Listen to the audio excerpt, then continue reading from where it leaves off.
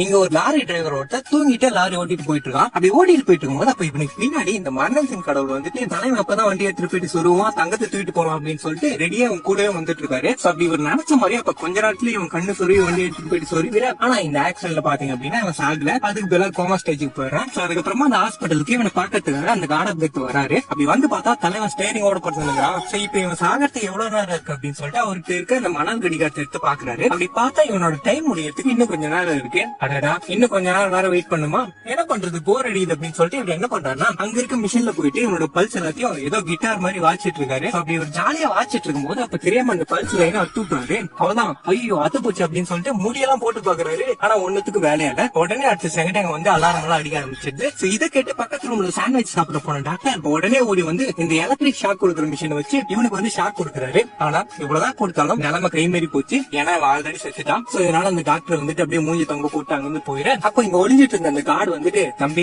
போதும் எழுந்துரு, டைம் ஆகுது, வா போலாம் அப்படின்னு சொல்லிட்டு இவனோட சோலை எழுப்பிட்டு அங்க இருந்து கூட்டு போறாரு. அப்படி கூட்டு போகும்போது அப்ப டமால்னு டோரை வேற சாத்திட்டு போக அப்படி போகும்போது பாத்தீங்க அப்படின்னா அங்க இருக்க ஒரு குச்சி வந்துட்டு கீழே வந்து அங்க இருக்க ஒரு பாட்டில வந்து தள்ளி விட்டுது. அந்த பாட்டில என்ன ஆகுது அப்படின்னா அப்படியே போயிட்டு அங்க இருக்க ஒரு மிஷின்ல விழுந்து நல்லா சுத்துன்னு சுத்தி அப்படியே அந்த பாட்டில வந்து ஓபன் ஆகி அங்கிருந்து அந்த எலக்ட்ரிக் ஷாக் கொடுக்குற மிஷின்ல விழுந்து அங்க இருந்தா இவனோட டெட் பாடிக்கு ஷாக் கொடுத்து உள்ள என்னென்னமோ நடந்துட்டு இருக்கு. இதனால இந்த பக்கம் இவர் கூட்டிட்டு போயிட்டு இருந்தாரு சோல் வந்துட்டு சர்வன்னு கையை பிச்சுட்டு உடனே அந்த ரூம் நோக்கி வர இவர் வந்துட்டு டே எங்கடா போற அப்படின்னு சொல்லிட்டு பின்னாடியே ஓடி வர. அப்ப அந்த சோல் வந்துட்டு திரும்ப என்னோட பாடிக்கே ரிட்டர்ன் ஆகி உடனே இவனுக்கு உயிர் வந்துட்டு அவ்வளவுதான். அப்படி உயிர் வந்த உடனே தலை வந்துட்டு ஜன்னல் வழியே எஸ்கேப் ஆயிடான். இவர் பின்னாடியே அடிச்சு பிடிச்சு ஓடி வந்து பாக்குறாரு. அப்படி ஓடி வந்து பார்த்தா தலைவனை காணோம். அவ்வளவுதான், பயங்கரமா கடுப்பாயிட்டாரு. அடைச்சு இப்படி சொதப்பிடுச்சு அப்படின்னு சொல்லிட்டு அங்க இருக்க அந்த மிஷின் எட்டி உதைக்க அவ்வளவுதான், மரணத்தின் கடவுளை மரண ஷாக்கு வாங்கிடுறாப்புல.